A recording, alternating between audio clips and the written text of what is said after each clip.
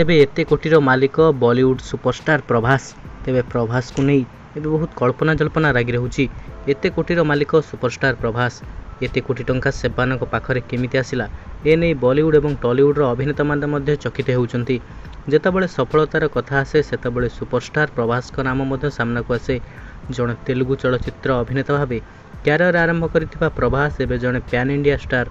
बाहुबली एवं सालार भली फिल्म रे काम करी से निजर स्वतंत्र स्थान तैयारी करथिबा बेले एबे तांकर मोट संपत्ति को नहीं चर्चा आरंभ होईछि।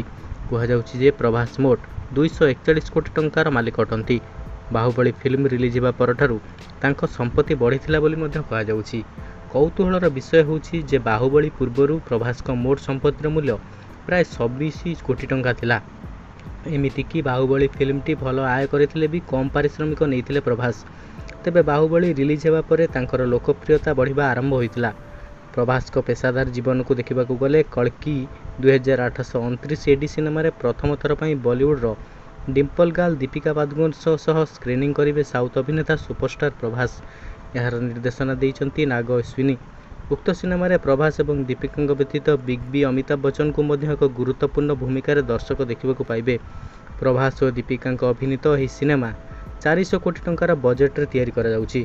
तेबे प्रभास को आगामी फिल्म रे प्रभास बहुत आउरी पारिश्रमिक बढ़ेबे बोली कल्पना जल्पना लगी रहुछि। तेबे प्रभास तांकर कैरियर गोटे छोट फिल्म बादल भाव आरंभ करथिले।